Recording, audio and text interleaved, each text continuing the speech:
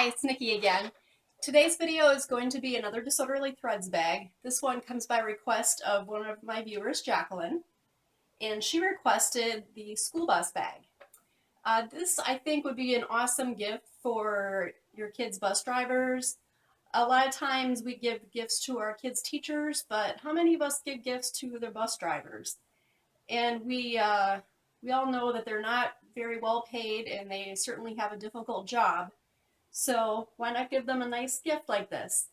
We gave one of these to our kid's bus driver and she really liked it a lot. And the kids said that they saw her using it long after we gave it to her.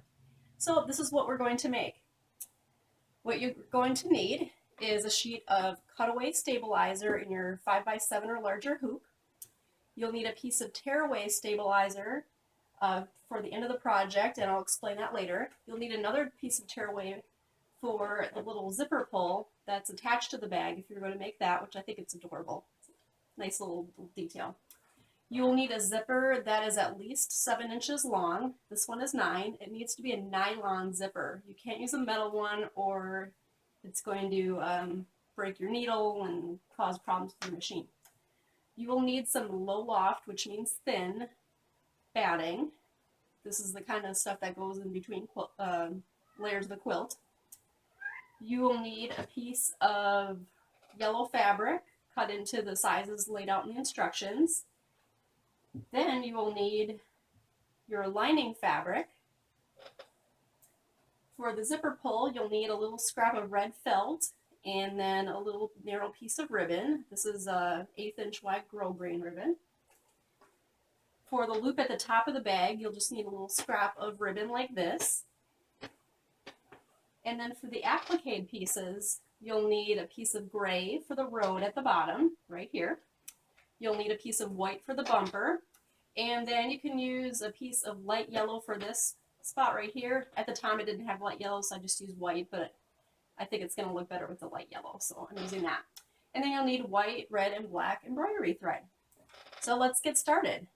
First, what you'll need to do is load your design onto your machine. And the first stitch is a placement stitch for the zipper.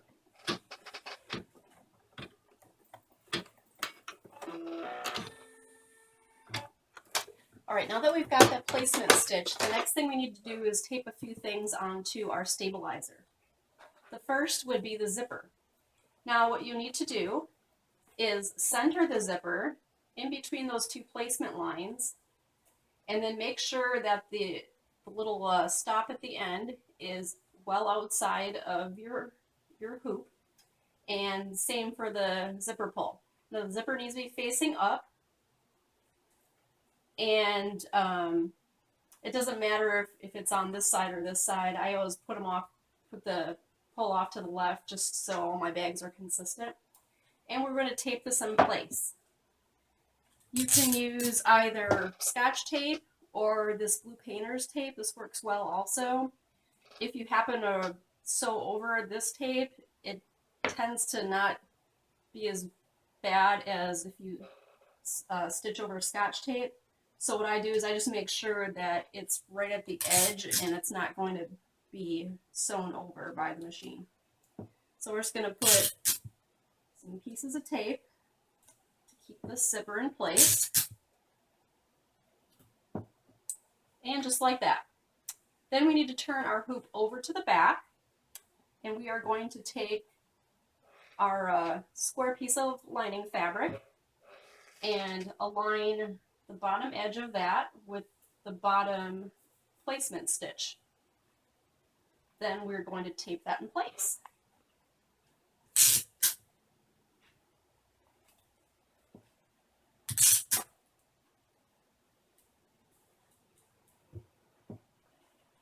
And there's that. I put my tape off to the side so I don't have to worry about it getting embroidered on later in case I forget to remove it.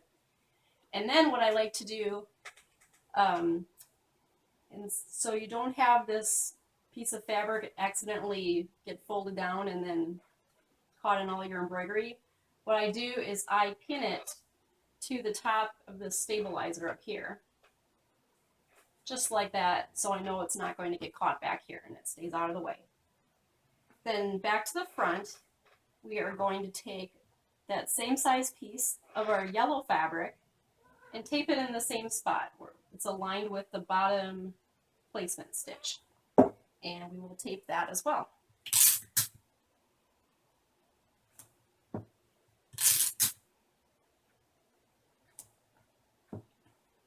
So it looks like this. Now we can do our second step, which is a stitch to attach all these items together.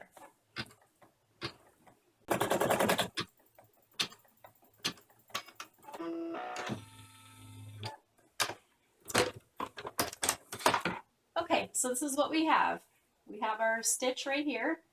Now we're going to peel the tape off the front. And you can just throw that out. Then we take our square piece of batting. We're going to lay it in the hoop here. It's got some little threads on it. Then pull down this yellow piece. Pull nice and taut over that batting. And then you want to pin it so it stays in place. And you want these pins to be as close to the embroidery hoop as possible so they do not get in the way of your stitching. And I usually put 2 along the bottom, just like this. And then I also put 1 on each side, just to keep that fabric nice and taut and flat. And that's what it looks like.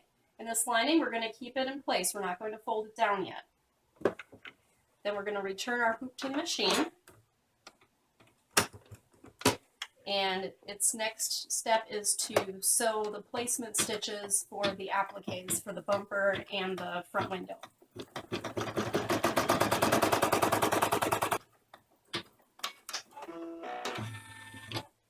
Alright, so now we've got our placement lines for our appliques. We're just going to trim this jump stitch. Next, what we need to do is grab our gray fabric for the road, and it needs to, here I will show you, taking it off the hoop here. It needs to cover this little line right here that's got the little horizontal lines at the end of it. So, just like this. Put it back on the machine and sew that tack down. Alright, so that's completed.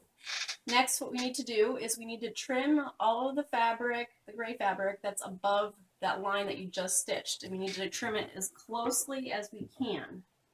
And that'll look just like this. Next, we want to return our hoop to the machine.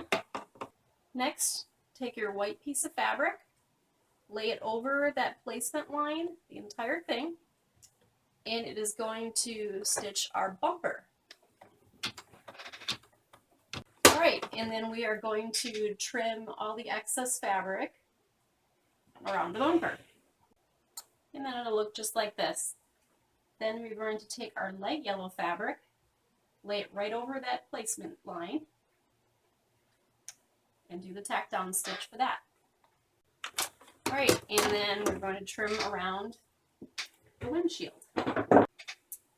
And here's what it looks like. The next step is going to be some embroidery of the steering wheel, the front grille, and these 2 headlights. So that'll take a minute or 2, so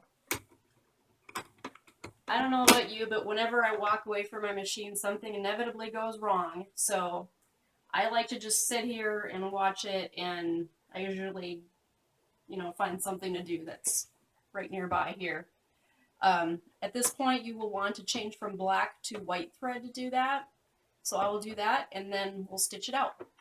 Alright, so we've completed the white embroidery. The next step is to do the red, which are these little lights on the bus. Next up is all of the black embroidery. This is going to take a while because it will be stitching the 2 tires this border here, this one, this one, this one, and this.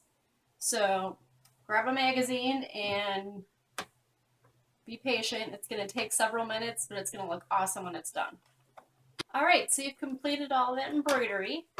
So our next step is to turn our hoop over, remove that pin, and we are going to fold down our lining.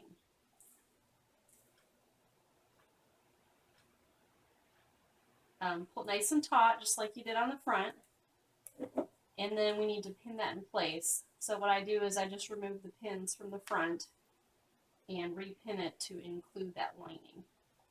Next, we'll turn the hoop back over again, and we'll take our small piece of lining and align it with the top placement stitch for that zipper. Just center it, and then we're going to tape it down. Now, back on the front, we're going to use our small yellow piece and do the same thing. We're just lining up the edge with that top placement line and taping it down. That's what it looks like. So we are now going to put the hoop back on the machine and stitch all these layers together. Alright, so that's completed. Now you are going to leave this lining right where it is. I put my tape on the side. If you put your tape up here, make sure you peel it off, otherwise it's going to be inside your bag and make funny crunchy sounds. So we don't want that. So you can remove the tape from the front, grab your small piece of batting, lay it in the hoop, and then fold up the yellow piece of fabric. And we're going to pull it taut just like we did down here, pin on each side, put two up here. We're all ready to embroider the top details. First, we are going to embroider the word school at the top. So let's get our hoop back on the machine and stitch that out. Next, we are going to stitch these red lights at the top of the bag. So I have changed my thread to red, and we're going to stitch those out. Now that we've finished the embroidery, we're going to take our hoop from the machine and do a couple things here. First, I'm going to trim this little jump stitch. We're turning our hoop to the back, removing this tape, and folding up this lining piece, just like that. And like we did on the bottom, I'm going to remove these top pins and repin them to catch the lining. Next, we need to open the zipper, and that is a very, very important step. If you don't open the zipper, when you stitch the bag, your zipper pull is going to be out here, which means it's going to get cut off and your bag is useless. So make sure you do this step. You want to open your zipper about 2/3 of the way across, so right about here. Next, you want to add your little hanging loop. So we're going to fold our ribbon in half, grab a piece of tape. I'm going to use the painter's tape just in case it gets stitched over. And just center it in the middle.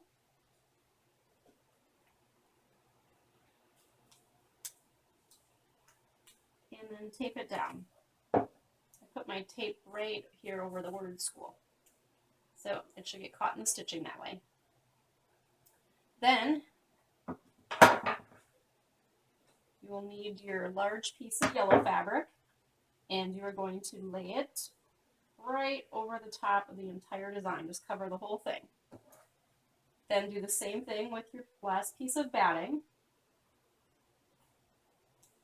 And then this is when you need your large piece of tearaway stabilizer. You're going to lay that on top of everything. And that is optional. If you use a cotton batting, it's a lot smoother, so you probably wouldn't need this. But since I'm using this fuzzy polyester-ish batting, it often gets caught in the presser foot, so this prevents that. So I'm just laying it over the top, and then I'm going to put 2 pins just to hold everything in place. And these pins, you want to make sure do not get in the way of your stitching, because that'll throw your whole machine out of alignment, and you got to turn it off and on again, and it's a big mess. and it could possibly damage your machine. I don't know for sure, but I don't want to find out.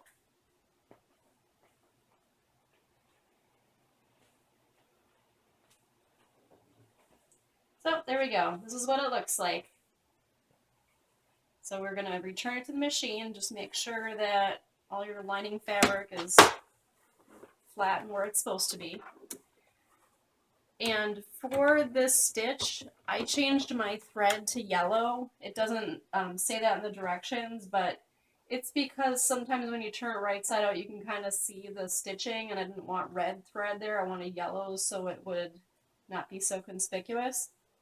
So we're going to run this stitch now. It's going to go all the way around the edge of the entire design.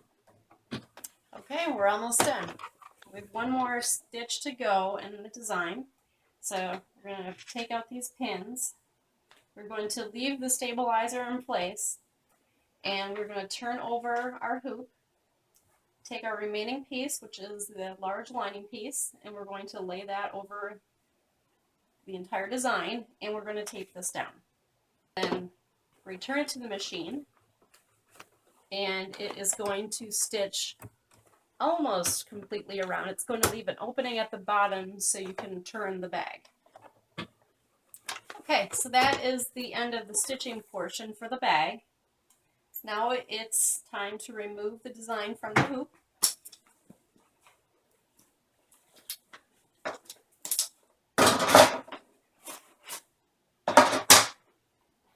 And this is what it looks like. Kind of looks like a hot mess right now, but once we turn it, it'll be wonderful. Now you can tear away the stabilizer, just like that, and then you can remove all the pins that you put in the design as you were making it. This is important because you don't want to accidentally cut these with your scissors because it'll damage your blade, and that is no fun.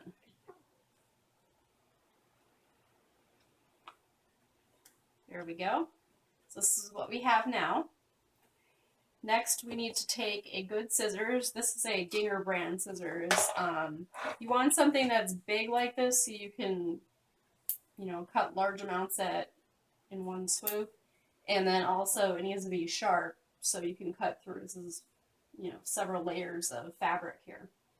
So you're just going to start cutting and leave about 1/8 of an inch of fabric for a seam allowance. And then when you get, it's hard to see, but it kind of has a little curve right here. You want to make a little slash in here as close to the stitching as you can, being careful to not cut all the way through it. And that is so you can get a nice crisp corner when you turn it. There. And then just keep on cutting, 1/8 of an inch from the seam.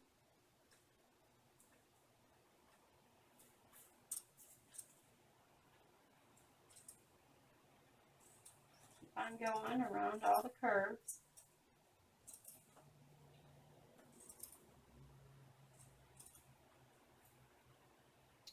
And here we're cutting off the excess zipper. It doesn't matter how long your zipper is as long as it's at least 7 inches long. So you can use any length that's larger than that, and it doesn't matter because you just cut off the excess anyway. So if you want to get a supply of zippers, which if you buy them at a local store, they're pretty expensive. They're like $2 a piece now. But you can get them online for way cheaper. I'll put some links below the video of places where you can get zippers, and they're significantly cheaper. So if you want to do a lot of projects that involve zippers, I highly recommend getting them online, getting yourself a good supply. All right, and then while I was talking, I forgot one step. This opening right here, you want to leave a little extra, like maybe 1/2 to 3/4 of an inch here so that you can sew it or seam it closed. I forgot to do that, but I'll be able to make do just fine. So now that we've got this, we need to turn it right side out. So the lining will be on the outside.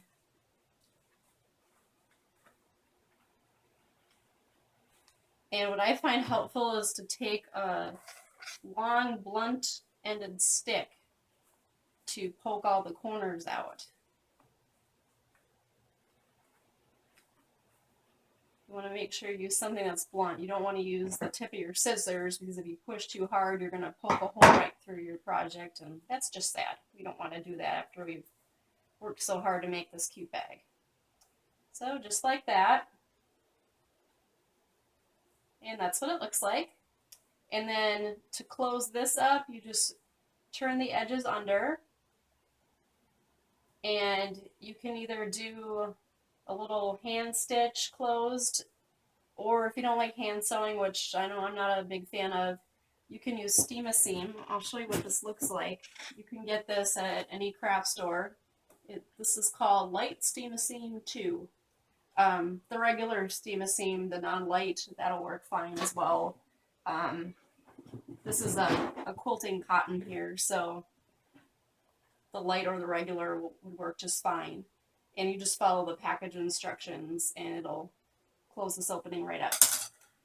Next up is to remove the cutaway stabilizer from the zipper area, and you do that by poking a hole with the tip of your scissors. Don't go too crazy because you'll poke a hole through the whole project. And then you just need to cut away the stabilizer from the zipper area. Just take your time. You don't want to accidentally nick your lining fabric. If you do, though, it's not the end of the world. There's a product called Freight Check, and it comes in a little bitty bottle, and it's in the notions section of most fabric stores. And you can just dot that on there, and it'll keep it from fraying. So now that we've got that gone, we're going to reach in here and yank off this tape, since it's in the way of our zipper. Alright, I got most of it. I'll get the rest later. And we're going to open our zipper the rest of the way. Then, I'm going to turn it again.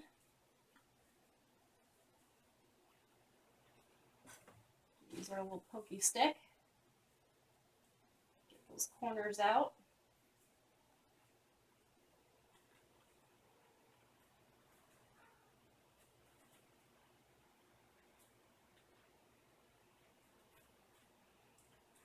And then at the top, peel away our tape. Push out those corners. And there. Take a look at our fabulous work. Now, if you haven't already, you want to cut all your little jump stitches. And the bag is completed except for the zipper pull. So, let's get that done. After the zipper pull, excuse the mess behind me. I've been crafting fiend lately and can't even keep up with all the stuff I'm making. Anyhow, I'm just going to use my 4x4 hoop for the zipper pull. I already have it loaded to the machine. I have the white thread in here already. And I'm going to do the first step, which is the placement stitch. It's going to show me exactly where I need to put the felt. And this also enables us to use little bitty scraps like this. So if you're frugal like I am, you can maximize all your supplies. All right, now we got our placement stitch. We're going to take our little bit of felt and make sure we cover the entire stitching area. And I'm just going to put a little piece of tape down so my felt doesn't shift. And then we're going to do step 2, which is the word stop. Okay, one more step to go, and that is to add our felt on the back and our little ribbon, which makes it a zipper pull. And if you're familiar with making a felty, this is the same concept except for adding the ribbon. So it's very simple, very straightforward. And if you haven't made a felty yet, highly recommend it. It's really fun, instant gratification project, and you can do so many things with them. So we're going to take our ribbon, fold it in half, and then make sure the ends are inside of the little stop sign so they get caught in the stitching. And that's what makes it a zipper pull. just like that. We're going to tape it down. And we're going to take our second piece of red felt, and we are going to tape that down as well.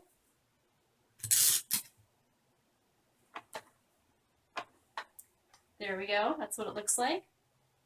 Now let's put that on the hoop, and it's going to do the final stitch, which is the little octagon outline. And it's done. That was nice and quick, wasn't it?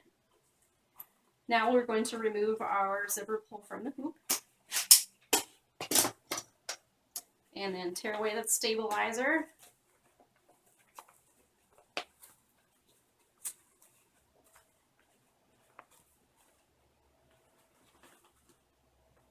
And this is what we've got. So the last thing to do is to trim away the little thread. There are some jump stitches between the letters. I'll do that later so you don't have to be bored watching me do that. And then we need to trim around the sign itself, and we're going to leave about an 1/8 of an inch, maybe slightly less. Just be careful not to do too close, so you'll cut off your stitching. Then when you get to the top, this is very important. You want to cut the 2 layers of felt separately and hold this off to the side so you don't accidentally cut off your ribbon. Just like that. And then you can resume cutting it as usual. Just like this. And there's your little zipper pull. So, and that's just looped through here, through the hole in the zipper. And there you have it. So if you have any questions, post them below. I'm happy to help you if you run into any problems. If you like this video, that'd be great if you could click like. If you'd like to see more videos as well, go ahead and click on subscribe, and then they'll show up in your feed. I love seeing your comments. It really makes me happy that more people are getting involved in the hoop embroidery. And thank you for watching.